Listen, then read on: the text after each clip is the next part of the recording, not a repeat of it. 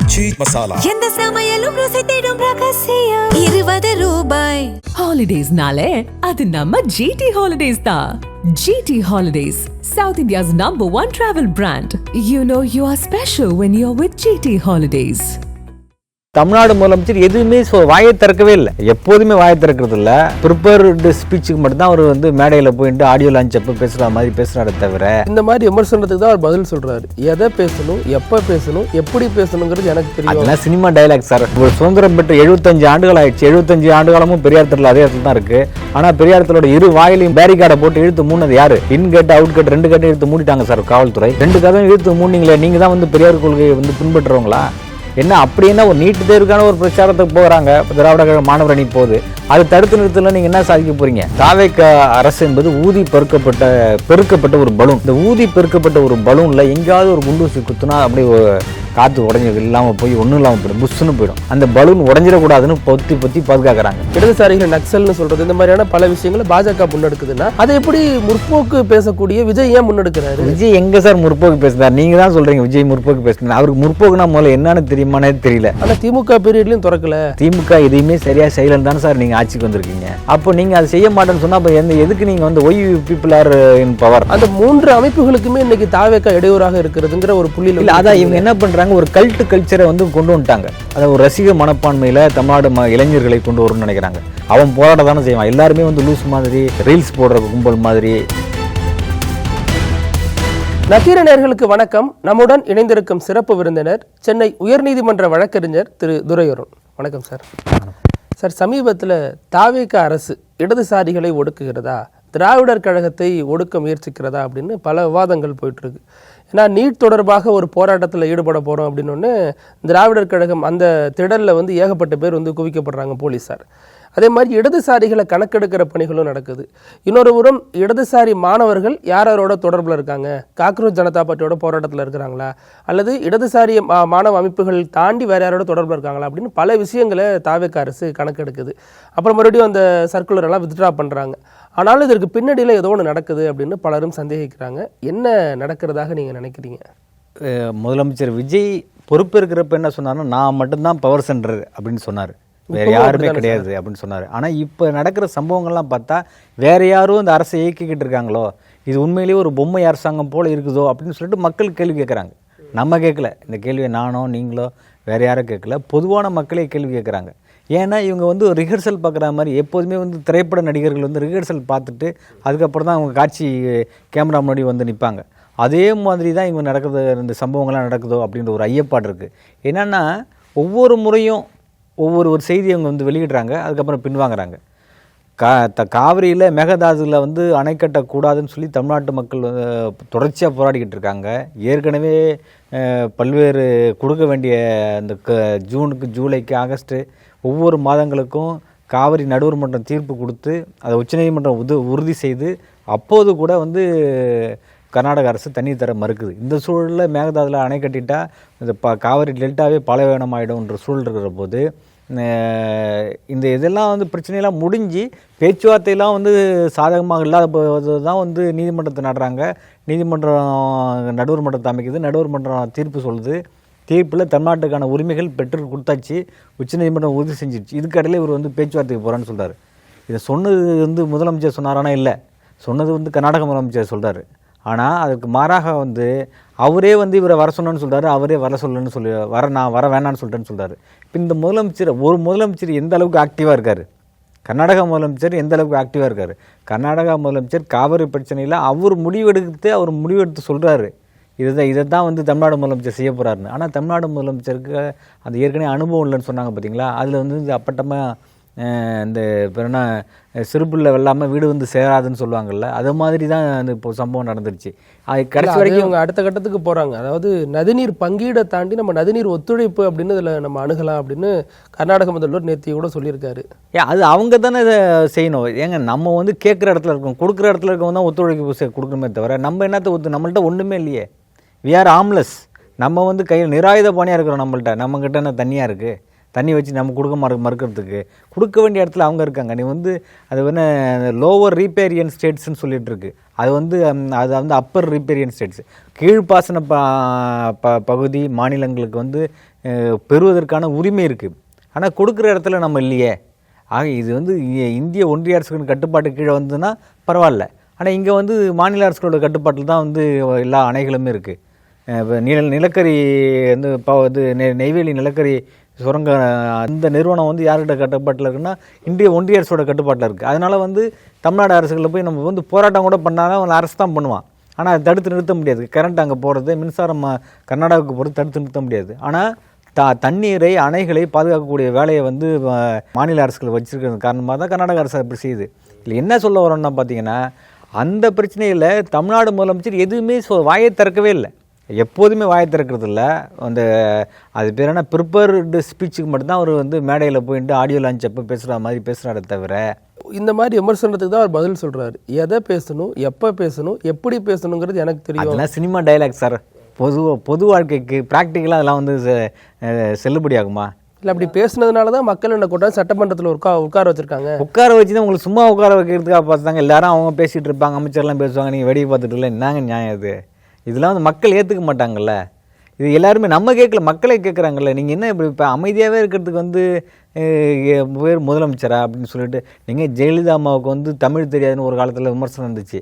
ஆனால் அவங்க ஆங்கிலத்தில் புலமை மிக்கவராக இருந்ததோட ஸ்பான்டேனியஸாக பதில் சொல்லிக்கிட்டே இருப்பாங்க.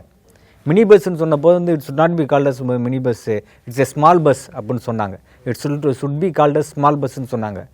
சுடிதார்னு சொன்னபோது வந்து சுடிதார் இது வந்து சுடிதார் கிடையாது, it's name it should be called as சல்வார்னு சொன்னாங்க. அதை மாதிரி வந்து ஒவ்வொரு அந்த அளவுக்கு வந்து அவங்க வந்து ஒரு புலமையோடு இருந்தாங்கல்ல. ஒரு மொழி புலமையாக இருந்தாலும் சரி, ஒரு ஒரு ஒரு வரலாற்று செய்திகளை பற்றி சொல்கிறதா இருந்தாலும் வந்து ஜெயலலிதா அம்மையார் புலமையோடு இருந்தாங்க. காலப்போக்கில் அவங்க தமிழை கற்றுக்கிட்டாங்க, எழுதி வச்சு படிக்கிறதுக்கு அளவு தெரிஞ்சுக்கிட்டு இருந்தாங்க. அதே இடத்துல வந்து பேசக்கூடிய அளவுக்கு வந்து நல்ல தமிழில் பேசக்கூடிய அளவுக்கு அவங்க வந்து வளர்ந்து வந்தாங்க. அதற்கு தான் அமைச்சர் ஆதவர்தனா சொல்கிறாரு, அந்த காலகட்டம்ங்கிறது வேறு. அப்போதைக்கு கலைஞர் இருந்தார், பேசுனாங்க. இப்போ எதுக்கு விஜய் என்ன பேசணும்? நாங்கள் போதும், நாங்கள் ஒரு 4 பேர். அதுக்கு நீங்கள் முதலமைச்சருக்குன்னு சில பொறுப்புகள் இருக்குது, கடமைகள் இருக்கு இல்லையா? முதலமைச்சருக்குன்னு துறைகள் ஒதுக்கப்பட்டிருக்கு. அந்த துறை ஒதுக்கப்பட்ட துறைக்கு வந்து அவர் தான் ரியாக்ட் பண்ணுமே தவிர மற்றவங்க ரியாக்ட் பண்ணுறது வந்து அப்போ வந்து அவர் வந்து பொம்மை முதலமைச்சரா அப்படின்ற ஒரு கேள்வி எல்லாரும் கேட்குறாங்க இல்லையா? அந்த கேள்விக்கு வந்து அவர் வந்து உள்ளாக்கப்படக்கூடாது அப்படின்றத நம்ம ஒரு நிலைப்பாடு. அது இன்னும் இந்த பிரச்சனையில் பார்த்திங்கன்னா, இடதுசாரி மாணவ அமைப்புகள் ஏன் குறிவைக்கப்படுது அப்படின்னா, இடதுசாரி மாணவ அமைப்புகள் இந்த கடைசியாக நடந்த நீட்டு எதிர்ப்பு போராட்டத்தில் தமிழ்நாடு அரசோட கையாளாகத்தனத்தை அம்பலப்படுத்திட்டாங்க. தமிழ்நாடு அரசு வந்து முழுக்க பாரதிய ஜனதா கட்சியோட ஊதுகுழலாக செயல்படுது அப்படின்றத தமிழ்நாட்டு இடதுசாரி மாணவர்கள் இந்த போராட்டத்தை வந்து வேறு யார் நடத்தலை சார். திமுக நடத்துனுச்சா? திமுகவோட ஆதரவான அமைப்புகள் நடத்துனுச்சா? இல்லை. இந்த போராட்டத்தை முழுக்க தமிழ்நாடு முழுக்க வந்து கையில் எடுத்தது வந்து இடதுசாரி மாணவர் அமைப்புகள் தான் நடத்துனுச்சு. இதுக்கிடையில் வந்து திராவிட கழக மாணவர் அமைப்பு சொல்ல போனால் போராட்டம் நடந்ததே பாலநிலத்தில் தான் நடந்துச்சு. பாலநலத்தில் வேறு எங்கேயுமே இடம் தரமாட்டேன்ட்டாங்க. அவங்க இந்தியா முழுக்க போராட்டம் நடக்குது, சத்தீஸ்கரில் நடக்குது, ஜார்க்கண்டில் நடக்குது, மத்திய பிரதேசத்தில், ராஜஸ்தானில், டெல்லியில், எல்லா ஊர்லேயும் போராட்டம் நடக்கும்போது அந்த போராட்டங்களை நடத்துவதற்கு இங்கே இடம் தரல. சும்மா போய் நிற்கிறவங்க எல்லாரையும் கூப்பிட்டு அரெஸ்ட் பண்ணுறாங்க.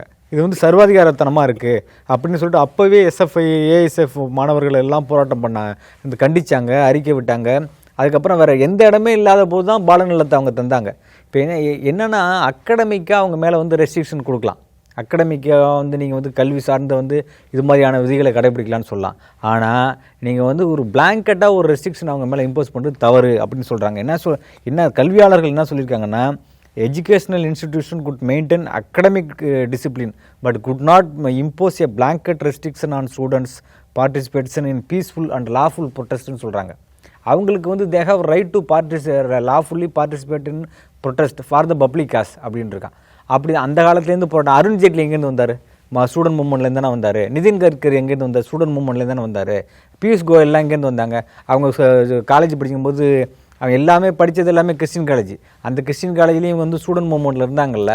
இப்போ கூட சார் ஏபிவிபி போன்ற வலதுசாரி அமைப்புகளை குறி வச்சு இந்த அரசு எதுவும் சொல்லலை. அதுதான் இடதுசாரிகளை குறி வைக்கிறதோட நோக்கம் என்னங்க? அதுதான் சொல்ல வரேன். இப்போது இந்த ஏபிவிபியில் இருந்த அருண் ஜேட்லி போன்ற மாணவர் அமைப்புகள்லாம் அவங்க அந்த காலத்திலேயே அவங்க மாணவர் போராட்டத்தெல்லாம் ஈடுபட்டாங்க இல்லையா? அவங்க மாதிரி வந்து வலதுசாரியா மாணவர் அமைப்புகளை போராட்டம் பண்ணால், ஏன்னா அவங்க இது மாதிரி வந்து அரசை கேள்வி கேட்க மாட்டாங்கல்ல. வந்து சமூக நீதிக்கான போராட்டங்கள் வந்து என்னைக்காவது வந்து வலதுசாரி மாணவர் அமைப்புகள் சமூக நீதிக்கான போராட்டங்கள் கையில் எடுத்திருக்காங்களா? இல்லையே. அவங்க வந்து போலரைசேஷன் தான் பேசியிருக்காங்க. அவங்க மக்களை பிரித்தாள்வதற்கான இந்துத்துவ மனநிலையில் உள்ள இந்துத்துவாவை வந்து பாதுகாக்கணும், இந்து மனநிலையை பாதுகாக்கணும், இந்துத்துவா ஸ்டேட் உருவாக்கணும் அப்படிங்கிறதுக்காக தான் அவங்க இயங்கிட்டே இருக்காங்களே தவிர, இது மாதிரி ஒரு குறிப்பிட்டு எல்லா தரப்பு மக்களுக்கும் நல்லது நடக்கணும் அப்படின்னு சொல்லிட்டு சோசியல் ஜஸ்டிஸை பேசி என்னைக்காவது வந்து வலதுசாரி அமைப்புகள் போராடி இருக்கா? இல்லையே. இந்த அரசை காபந்து பண்றோம் அப்படின்னு இடதுசாரி கட்சிகள் அவங்களுக்கு உறுதுணையா, அதுதானே. அது அவங்களை எப்படி இந்த அரசு பகைச்சுக்கும், ஏன் பகைச்சுக்குங்கிறது குழப்பமா. அதுதான் என்னன்னா, இடதுசாரிகள் எப்போதுமே வந்து பாதிக்கப்பட்ட மக்களுக்கு வந்து உரிமை கேட்கறதுக்கு நியாயத்துக்காகவும் போராடக்கூடிய நிலைமையில் தான் இடதுசாரிகள் அமைப்புகள் இருக்கு. அதனால தான் அவங்க வெளியிலேருந்து ஆதரிக்கிறாங்க. அவங்க வெளியிலேருந்து ஆதரிக்கிற போது இப்படி ஒரு போராட்டம் நடக்குது. இப்போ வந்து நீட் வினாத்தாளுக்கு அந்த குளறுபடியில் சிபிஐ சார்ஜ் ஷீட் ஃபைல் பண்ணியிருக்காங்க சார். அந்த சிபிஐ சார்ஜ் ஷீட் ஃபைல் பண்ணதில் யார் வந்து குற்றவாளிகள்னு பார்த்தீங்கன்னா, யார் வந்து அந்த கொஷினை ப்ரிப்பேர் பண்ணுறானோ அவனே தான் அக்யூஸ்டு. அந்த நீட் எக்ஸாமினேஷன் கொஷின் பேப்பர் இருக்குது இல்லைங்களா, அந்த கொஷின் பேப்பரை யாரெல்லாம் ப்ரிப்பேர் பண்ணுறாங்களோ, கிட்டத்தட்ட பல நூற்றுக்கணக்கான பேர் ப்ரிப்பேர் பண்ணியிருக்கிறான் இந்த இந்தியா முழுக்க. அந்த நூற்றுக்கணக்கான பேர்களில் உள்ளவங்க தான் அக்யூஸ்டாக இருக்காங்க இன்றைக்கி. அதை கேள்வி கேட்கக்கூடாதா? அது வந்து கேள்வி கேட்டு போராட்டம் பண்ணால் அவங்கள வந்து நீங்கள் யாருன்னு வந்து இன்வெஸ்டிகேட் பண்ணி ரிப்போர்ட்டை கொடுங்க, இது வந்து இம்மிடியேட்டாக நீங்கள் வந்து என்கொயரி பண்ணணும் அப்படின்னு சொல்லி அந்த சர்க்குலர் வருது. நீங்கள் வந்து you should have given utmost care for this circular அப்படின்னு சொல்கிறாங்க. இது வந்து எந்த விதத்தில் நியாயம்? இப்போ திண்டுக்கல் குஜிலியம் பாறையில் இருக்கக்கூடிய இடதுசாரிகளை கணக்கெடுங்கன்னு வட்டாட்சியர் சொல்கிறாரு, அவரை டிரான்ஸ்ஃபர் பண்ணிடுறாங்க. ஆனால் என்ன இடதுசாரிகள் வந்து இது மென்மையாக கண்டிக்கிறாங்க அப்படின்னு திருமுருகன் காந்தி போன்றோர் சொல்கிறாங்க. இப்போ அது வந்து வட்டாட்சியருக்குள்ள தனிப்பட்ட பகைன்னு எடுத்துக்கிட்டாலும் கூட அடுத்த இன்னொரு சர்க்குலர் எப்படி வருது, மாணவர்கள் எப்படி கணக்கெடுக்க சொல்கிறாங்க, இதனுடைய பின்னணி என்னங்கிறல. அது செக்ரட்டரி, ஹையர் எஜுகேஷன் செக்ரட்டரி லெவல்லேருந்து தான் அது போயிருக்கு.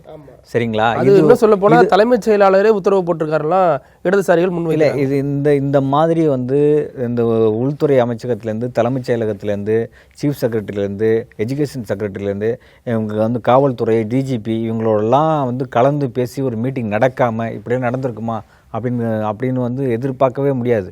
ஏன்னா இவங்க எல்லாரோடைய உத்தரவு இல்லாமல் இப்படி ஒரு சர்க்குலர் இஷ்யூ பண்ணுவாங்களா? இந்த சர்க்குலர் இஷ்யூ பண்ணுறதுக்கு முன்னாடி அவங்க ஒரு கமிட்டி போட்டு மீட்டிங் போட்டிருப்பாங்கள்ல, அந்த மீட்டிங்கில் கலந்துக்கிட்டதெல்லாம் யார்? அந்த மீட்டிங்கில் அவங்க என்னென்னு சொல்ல வராங்கன்னா, இது வந்து இங்கே போராட்டமே நடக்கக்கூடாது சார். சுப்ரீம் கோர்ட்டு வந்து time and again held that dissent is a safety valve of டெமோக்ரஸின்னு சொல்லியிருக்கான். மாற்று கருத்து என்பது ஜனநாயகத்தினுடைய பாதுகாக்கப்பட்ட ஒரு அங்கம் அப்படின்னு சொல்கிறாங்க. அப்படி பாதுகாக்கப்பட்ட ஜனநாயகம் எப்படி இருக்குன்னா, மாற்று கருத்து இருக்கணும், விமர்சனங்கள் இருக்கணும். விமர்சனங்கள் இல்லைன்னா எப்படி வந்து ஜனநாயகத்தினோட மாண்பே வந்து விமர்சனங்கள் எதிர்கருத்துகள் இருந்தால் தான் சார் அது ஜனநாயக நாடு. அப்படி இல்லைன்னா சர்வாதிகார நாடாயிடும்ல. ஹிட்லரோட பாசிச ஆட்சியெல்லாம் நடக்கும். இப்போ நகர்றாங்களா? இன்னைக்கு கூட அமைச்சர் ஆதவர்ஜனா அதுதான் சட்டமன்றத்தில் பேசுறாரு. பெரும்பான்மை மட்டும் கிடையாது ஜனநாயகம் அப்படின்னு தான் அவங்க பேசுறாங்க. ஆனா நடைமுறையில வேற ஒன்றா இல்லை. அதுதான் அவங்க சொல்வது ஒன்று, செய்யறது ஒன்றா இருக்கு. வெளியில போய் பார்க்கும்போது நாங்கள் வந்து பெரியார் சிலையை வந்து பெரியார் சிலையை வந்து நாங்கள் வந்து எங்கள் அலுவலகத்தில் வச்சிருக்கோம் அப்படின்னு சொல்றாங்க. திமுக அலுவலகத்தில் கூட அது இல்லை அப்படின்னு சொல்றாங்க. ஆனால் திமுக அலுவலகத்தில் ஏன் அது இல்லை அப்படின்னு சொன்னால், அது உண்மையிலே நிறைய திமுக உறுப்பினர்கள், சட்டமன்ற உறுப்பினர்கள் சட்டமன்றத்தில் பேசியிருக்கணும். அவங்க பேசாமல் போட்டது என்னென்னா, அவங்களோட தாய் கழகமான பெரியார் திடலில் பெரியார் சிலை இருக்குது. அவங்க எப்போதும் வந்து பெரியார் திடலோட இணக்கமாக இருக்காங்க. திமுக வந்து பெரியார் திடலோட இணக்கமாக இருக்குது. எப்போ வேணாலும் பெரியார் திடலுக்கு போவாங்க, எப்போ வேணாலும் பெரியாரை பார்த்துப்பாங்க. அது வந்து பிறந்த நாளாக இருந்தாலும் சரி, நினைவு நாளாக இருந்தாலும் சரி, அது திமுக முதலமைச்சர் வந்து திமுக தலைவர் மு.க. ஸ்டாலின் வந்து பெரியார் திடலுக்கு போகிறாரு. பெரியார் திடலுக்கு போய் நினைவஞ்சலி செலுத்துறாரு, அங்கே மரியாதை செலுத்துறாரு. பெரியார் நினைவு இடத்துக்கு போய் மரியாதை செலுத்துறாரு. நீங்கள் அதுமாரி போகிறதே இல்லையே. உங்களுக்கு இது நினைவிடம் எங்கே இருக்குது, சிலை எங்கே இருக்குன்னே தெரியாமல் போய் முன்னாடி இருந்த சிலையில் வந்து மலர் வளையம் வச்சுட்டு வந்தவர் தானே இந்த முதலமைச்சர். தேர்தலுக்கு முன்னாடி பண்ணாங்க, வெற்றி பெற்ற பிறகு பெரியார் திடல் தானே போனாரு. இல்லை, அதுக்கப்புறம் நீங்கள் நடந்து தலைவராகவே பெரியாரை தான் சொல்கிறது. அப்படியாவது முதலமைச்சர் வந்து இத்தனை வரைக்கும் சுதந்திரம் பெற்று 75 ஆண்டுகள் ஆயிடுச்சு. 75 ஆண்டு காலமும் பெரியார் திடல் அதே இடத்துல தான் இருக்குது. ஆனால் பெரியார் திடலோட இரு வாயிலையும் மூட்டினது, இழுத்து மூணு பேரிகார்டை போட்டு இழுத்து மூணது யாரு? ஜெயலலிதா இழுத்து மூடினாங்களா? ஜெயலலிதா வந்து பேரிகார்டை போட்டு இழுத்து மூடினாங்களா? பெரியார் திடலில் 2 வாயிலையும் இழுத்து மூடினாங்களா? 2 கேட்டு, இன் கேட்டு அவுட் கேட்டு 2 கேட்டு இழுத்து மூடிட்டாங்க சார் காவல்துறை. இது வந்து ஜெயலலிதா ஆட்சி காலத்தில் நடந்துச்சா? எடப்பாடி பழனிசாமி ஆட்சி காலத்தில் நடந்துச்சா? ஓபிஎஸ் ஆட்சி காலத்தில் நடந்துச்சா? இதுக்கு முன்னாடி இந்த காமராஜர் ஆட்சி காலத்தில் நடந்துச்சா, பக்தவச்சலம் ஆட்சி காலத்தில் நடந்துச்சா? எங்கேயும் இப்போ எப்பவுமே நடக்கலையே. இப்போ வந்து இவங்க வந்து ராஜாஜி கூட செய்யாத, ஜெயலலிதா செய்யாத, ஓபிஎஸ் செய்யாத, இபிஎஸ் செய்யாத, இவர் வந்து இப்படி பண்ணி இந்த விஜய் வந்து பெரியார் திடலில் இழுத்து மூடுறது எந்த விதத்தில் நியாயம்? 2 கதவும் இழுத்து மூடினீங்களே, நீங்கள் தான் வந்து பெரியார் கொள்கையை வந்து பின்பற்றுறவங்களா என்ன? அப்படி என்ன ஒரு நீட்டு தேர்வுக்கான ஒரு பிரச்சாரத்துக்கு போகிறாங்க, இப்போ திராவிட கழக மாணவர் அணி போகுது, அதை தடுத்து நிறுத்தல நீங்கள் என்ன சாதிக்க போகிறீங்க? உங்களுக்கு ஆதரவானது தானே இந்த போராட்டம், உங்களுக்கு ஆதரவான தானே இந்த போராட்டம் நடக்க போகுது. நீங்கள் என்ன தீர்மானமே இப்போ போட்டிருக்கீங்களே, தீர்மானமே ஏன் உங்கள் இப்போ தீர்மானம் கொண்டு வந்தாங்கன்னா, அங்கே 5 பேர் உண்ணாவிரதம் இருந்தாங்க கோயம்பேட்டில், தமிழக வாழ்வுரை கட்சி அலுவலகத்தில் 5 பேர் தொடர்ச்சியாக உண்ணாவிரதம் இருந்தாங்க. நீட்டுக்கு வந்து விலக்கு வேணும் அப்படின்னு சொல்லிட்டு உண்ணாவிரதம் இருந்தாங்க. நீட் தேர்வை ரத்து செய்யணும்னு சொல்லிட்டு உண்ணாவிரதம் இருந்தாங்க. அதன் காரணமாக தான் வந்து அவங்கள வந்து அந்த போராட்டத்தை எப்படியாவது வந்து முடிவுக்கு கொண்டு வரணுமேங்கிற ஒரு கட்டாயம் வந்துடுச்சு. அந்த ஒரு நெருக்கடி நிலைக்கு தள்ளப்பட்டாங்க. அதன் மூலம் இல்லைன்னா வந்து இப்படி ஒரு தீர்மானமே வந்திருக்குமா அப்படின்னா தெரில. இவங்க ஒரு தீர்மானம் நிறைவேற்றி அந்த தீர்மானத்தை வந்து அந்த ஆளுநருக்கோ இல்லை வந்து ஜனாதிபதிக்கு அனுப்பணும். குடியரசுத் தலைவருக்கு அனுப்பாமல், ஆளுநருக்கு அனுப்பாமல் ஒரு தீர்மானத்தை நீங்கள் ஏற்றி வச்சுக்கிறது எது? யாரை ஏமாத்துற வேலை? இப்போ இதில் சார் என்ன ஒரு லைன் புரியல அப்படின்னா, விஜயனுடைய அரசுக்கு ஆதரவாக திராவிடர் கழகத்தில் தீர்மானம்லாம் போடப்பட்டுச்சு. இடதுசாரிகள் அந்த கட்சியை ஆதரிக்கிறோம், அவங்களுக்கு நாங்கள் துணையாக நிற்கிறோம், குடியரசுத் தலைவர் ஆட்சி வந்துடக்கூடாதுன்னெலாம் சொன்னாங்க. அப்போ இவ்வளவு துணையாக இருக்கக்கூடிய சக்திகள், இன்னும் சொல்ல போனால் விஜய் இவங்களுடைய தலைவர்கள் எல்லாம் தங்களுடைய தலைவராக முன்மொழியக்கூடிய ஒரு இடத்துல இருக்கார். ஆனால் இவங்க மீதே நடவடிக்கை எடுக்க வேண்டிய தேவை எங்கிருந்து வந்துச்சு? அப்போ எதனால் அந்த நடவடிக்கைகள்லாம் பாயுதுங்கிறது அது என்னென்னா, இவங்க தாவேக்கா அரசு என்பது ஊதி பெருக்கப்பட்ட ஒரு பலூன். இந்த ஊதி பெருக்கப்பட்ட ஒரு பலூனில் எங்கேயாவது ஒரு குண்டூசி குத்துனா அப்படியே காற்று உடஞ்சி இல்லாமல் போய் ஒன்றும் இல்லாமல் போய்டும், புஷ்ஷுன்னு போயிடும்.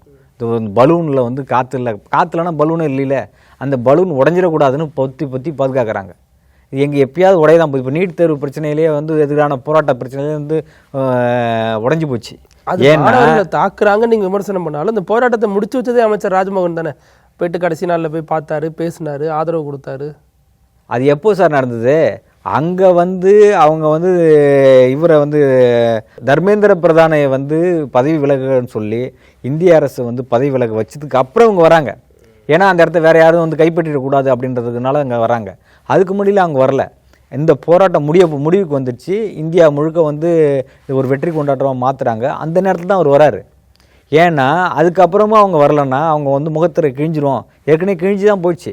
அந்த இடத்த வந்து தற்காத்துக்கணுமே அப்படின்ற ஒரு நிலையில் அங்கே வர்றாங்க. அது முழுக்க வந்து இது அபத்தமானது. நீங்கள் வந்து தொட்டிலையும் ஆட்டி விட்டு புள்ளையும் கிள்ளி விடுற கதையாக தான் இருக்குது. என்னென்னா போராட்டங்கள் காலேஜ் வாசலில் நின்றவங்க நீங்கள் பிடிச்சதுக்கு அரெஸ்ட் பண்ணீங்க, காலேஜ் உள்ளே போய் எதுக்கு நீங்கள் அரெஸ்ட் பண்ணீங்க, ஹாஸ்டலுக்குள்ளே போய் நீங்கள் ஒரு பிளாங்கெட் ரெஸ்ட்ரிக்ஷன் எதுக்கு நீங்கள் வந்து ஒரு ஸ்டூடெண்ட்ஸ் மேலே வந்து இம்போஸ் பண்ணுறீங்க?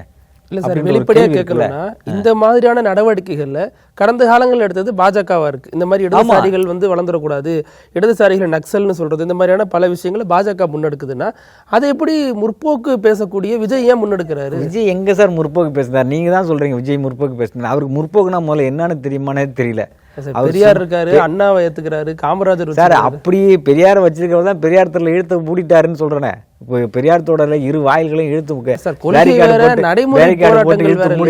கூட்டணியில காங்கிரஸ் இருந்தாலும் நேற்று காங்கிரஸை கைது பண்ணாங்கல்ல, அமித்ஷா எதிர்த்து போராடுறாங்க. இல்ல ஜெயலலிதா இருந்த காலத்துல கூட காட்டாட்சி தர்பார் நடத்தினாங்கன்னு சொல்லுவாங்க இல்லையா, அவங்க இருந்த காலத்துல கூட கடுமையாக நடந்துக்கிட்ட காலத்துல கூட அவங்க பெரியாரை வந்து அவங்க விரும்பி நேசிச்ச ஒரு தலைவராக வச்சிருந்தாங்க.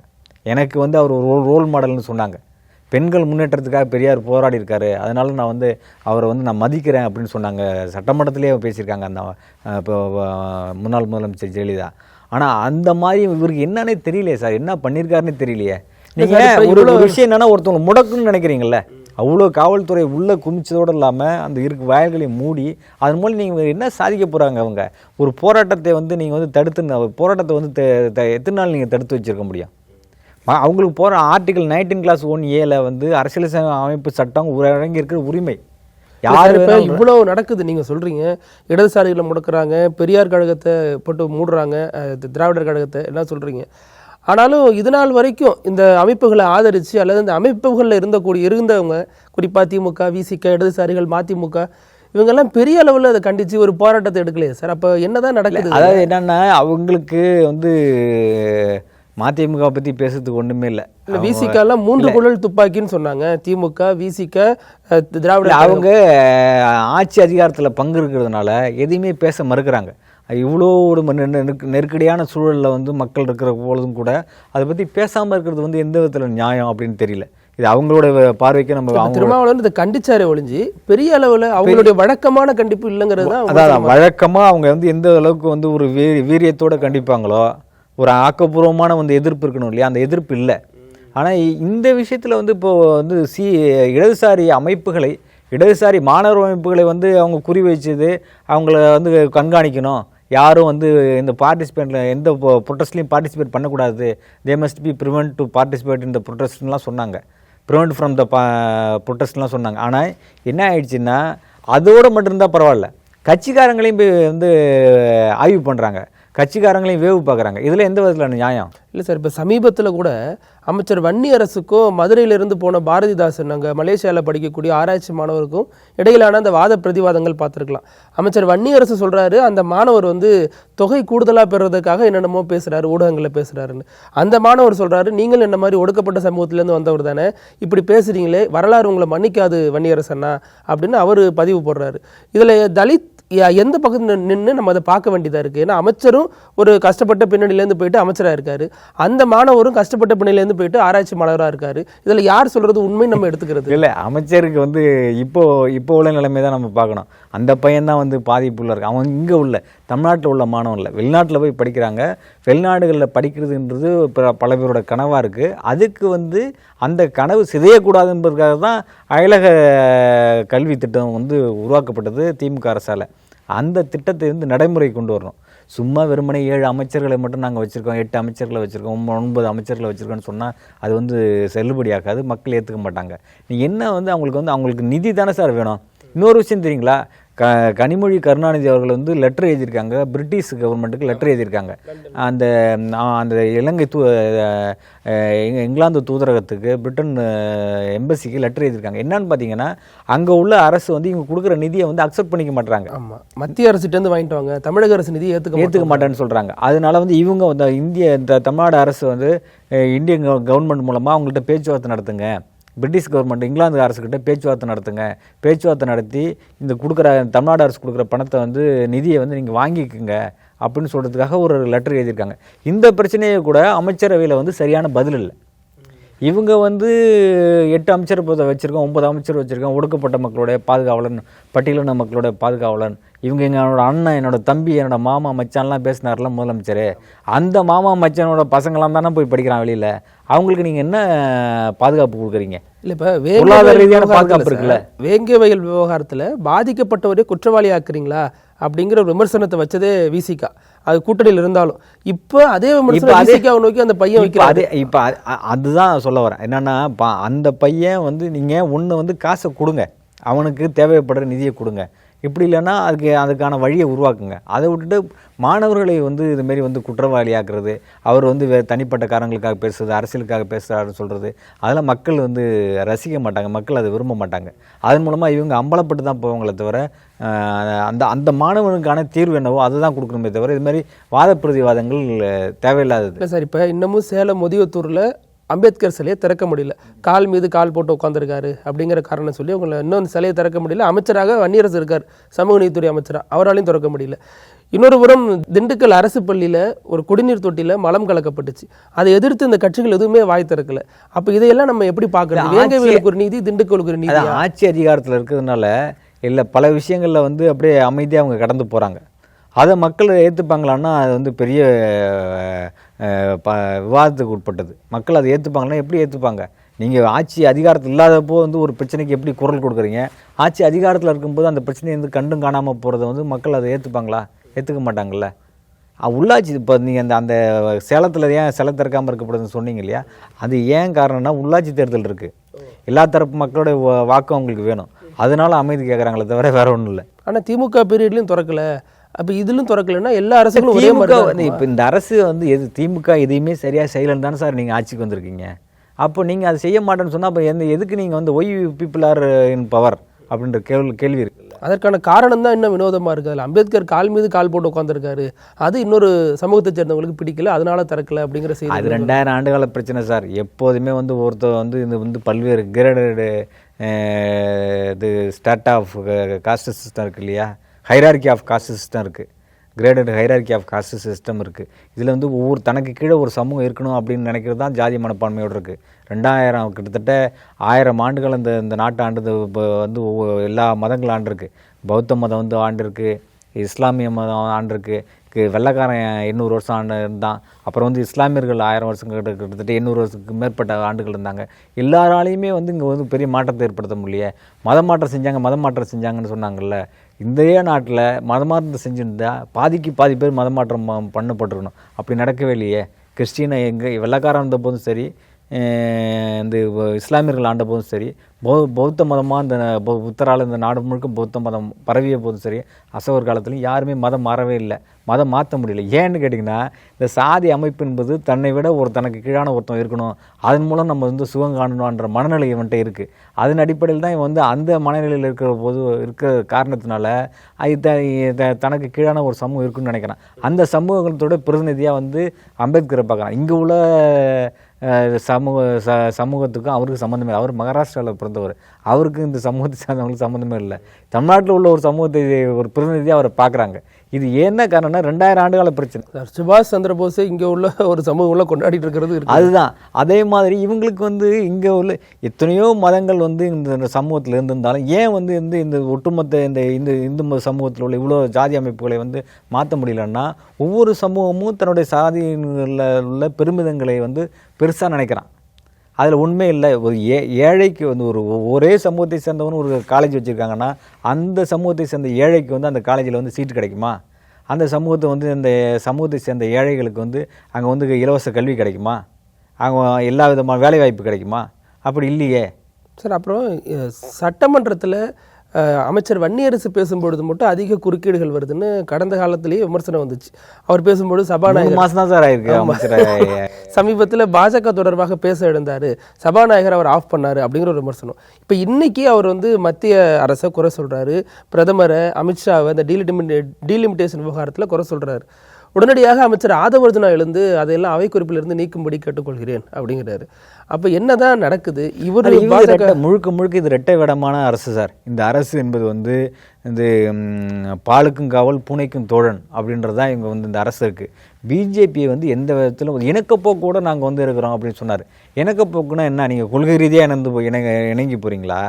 நீங்கள் பாசிசம்னா அவங்க பாயாசமானு கேட்டார்ல, நீங்கள் உண்மையிலேயே பாசிசத்தை வந்து எதுக்குறீங்களா அப்படின்னு பார்த்தா இல்லை சார். இப்போ ஏன் வந்து நீட் தேர்வை எதிர்த்து இவங்க பெரிய பிரச்சாரத்தை போகக்கூடாது, இந்த திராவிட கழக மாணவ அமைப்புகள்லாம் போகக்கூடாது அப்படின்னு சொன்னாங்கன்னா, அவங்க இடபிள்யூஎஸ்சியும் வந்து எதிர்த்து பிரச்சாரம் பண்ண போகிறாங்க.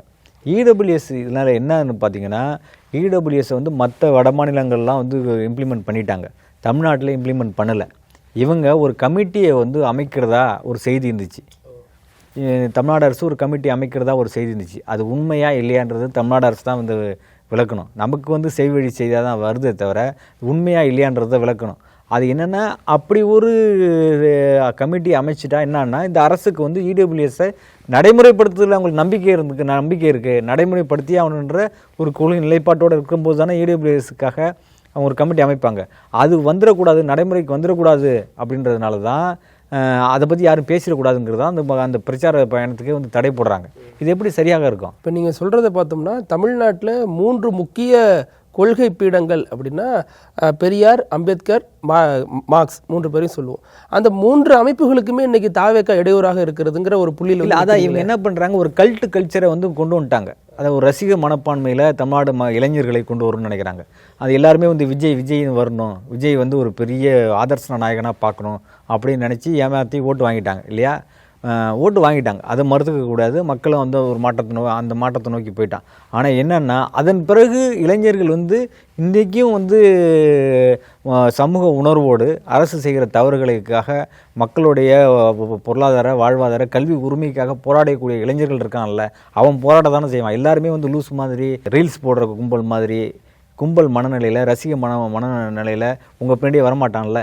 அது எப்போதுமே வந்து சுதந்திர போராட்டத்திலே வந்து 30 கோடி பேர் இருந்த போதே வந்து வெறும் போராடினது வந்து ஆயிரக்கணக்கான பேர் தான் போராடிட்டு இருந்தாங்க. எல்லா மக்களும் போராடல. அதே போல் ரசிக மனப்பான்மையில் ஏராளமான இளைஞர்கள் இருந்தாலும் கூட இன்றைக்கு வந்து வாழ்வு உரிமைக்காக, கல்வி உரிமைக்காக, பொருளாதார உரிமைக்காக போராடக்கூடிய இளைஞர்கள் இருக்காங்க. அந்த இளைஞர்கள் போராடுறது போது இந்த அரசுடைய வந்து பொய் பிம்பம் வந்து அந்த கட்டவிழ்க்கப்பட்டுரும், பொய் பிம்பம் மாய பிம்பம் உடஞ்சி போயிடுமென்னு ஒரு அச்சத்தில், பயத்தில் இவங்க என்ன பண்ணுறாங்க, எல்லா விதமான மாணவர் அமைப்புகளுக்கும் வந்து ஒரு நெருக்கடி கொடுக்குறாங்க. அதே போல் தான் இந்த மாதிரியான பெரியார் அமைப்புகளுக்கு, அம்பேத்கரி அமைப்புகளுக்கு, மார்க்சிய அமைப்புகளுக்கு வந்து நெருக்கடி கொடுக்குறாங்க. இது வந்து உள்ளபடியே வந்து என்றைக்காக இருந்தாலும் வந்து இந்த மாதிரி ஏமாற்று வேலைகளை வந்து இந்த பொய் அந்த மாயஜாலங்கள் வந்து எப்போதும் நீடிக்காது. ஒரு காலகட்டத்தில் இதெல்லாம் வந்து செல்லுபடி ஆகாது, மக்கள் வந்து புறக்கணிச்சிருவாங்க. ரொம்ப நன்றி சார். ரொம்ப முக்கியமான ஒரு விவாதத்தை நீங்கள் எழுப்பியிருக்கீங்க. அதாவது பெரியார் இயக்கங்களுக்கு என்னென்ன பிரச்சனைகள் தாவேக அரசு கொடுக்குது, மார்க்சிய அமைப்புகளுக்கு என்னென்ன பிரச்சனை கொடுக்குது, அதே மாதிரி அம்பேத்கரி அமைப்புகளுக்கு என்னென்ன விதமான சிக்கலில் சிக்கியிருக்காங்க அப்படின்னு 3 முக்கியமான பார்வையை எடுத்து வச்சுருக்கீங்க. உங்கள் நேரத்துக்கு ரொம்ப நன்றி சார். நன்றி. நக்கீரன் டிவிக்கு சப்ஸ்கிரைப் செய்யுங்கள். உங்கள் ஆதரவே எங்கள் பலம். ஆசிரியர்களுக்கு நண்பனாகவும் மாணவர்களுக்கு ஆசானாகவும் திகழும் தேர்வு வழிகாட்டி. ஒவ்வொரு பாடத்திற்கும் அனுபவமிக்க ஆசிரியர்களின் துல்லியமான தெளிவான விடைகள். CNC இருக்கு, தேர்வு பயம் எதற்கு? இது தீரன் பப்ளிஷிங் ஹவுஸ் விற்பனை வெளியீடு.